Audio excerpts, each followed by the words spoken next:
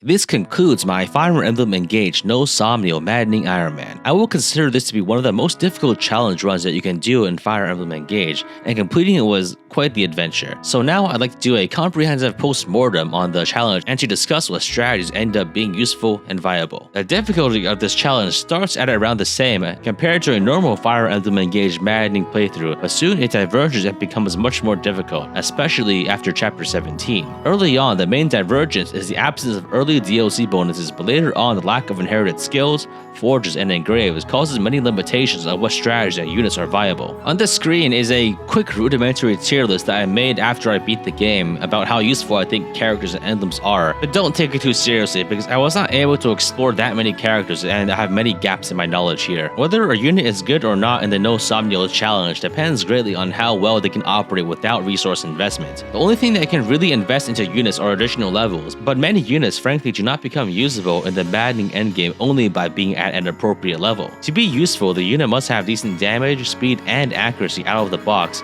because the lack of skills, engraves, and forges makes it utterly impossible to patch up deficiencies. Units like Hagetsu and Panjeo just work, but even then, they still need the training to be endgame viable. Some filler units can still be useful because of staff and chain attack utility, but largely the useful units mirror the ones that are generally considered to be good in base Engage. Some units may also be endgame viable, but they have such a rocky start that it becomes impossible to actually use them in early chapters, requiring extensive unconventional training, like the use of Micaiah heal spam in Paralogue chapters or skirmishes. Even if these characters don't become useful just by playing normally, they can still contribute a lot to the run just because the amount of characters that are endgame viable is very limited. And this was my logic behind characters like Rosado and Vale, who are frankly not too useful at base level when they arrive. And as such, one thing that I think is absolutely critical to the success of the run is completing Emblem Paralogues, both for the extra experience but also for the ability to max out bond levels. The sheer amount of free stats that you get from leveling up bond is definitely not to be underestimated, and it effectively amounts to several free stat boosters per paralogue. Another interesting thing that I noticed was that the relative usefulness of various weapons also changed, with some weapon types becoming much worse without the additional customization options. Overall, I think swords and tomes wound up being the best weapon types, primarily because of their high accuracy. Bows are heavily gimped by the lack of bonus might forges and engraves, which makes one-shotting late-game fires nearly impossible. Lances and axes generally suffer greatly from accuracy and weight issues that largely cannot be accommodated for without the Somniel. Daggers are mainly useful for stacking poison on late-game boss units with chain attacks,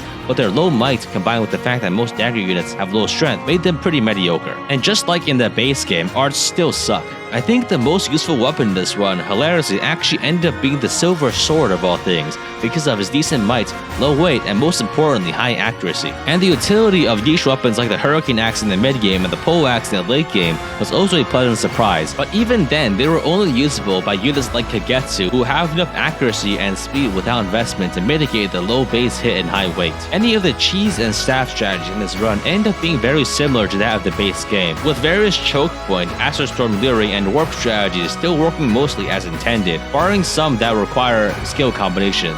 And I think many of these strategies, while not necessarily necessary, are heavily advantageous in this run because late game enemies are still very difficult to fight in large quantities. I wound up completing the final run in around 42 hours of playtime, which is actually even less than my other playthroughs, which I guess goes to show that skipping all the Somniel management does save you time. Overall, this was a fun challenge, but I would not recommend that you do it. Anyway, if you like this video, please subscribe to my YouTube channel. I put months of work into each of these big series, so if you want to support future projects like this, consider joining me as a YouTube member or contributing to my Patreon. Thanks for watching and see you all next time.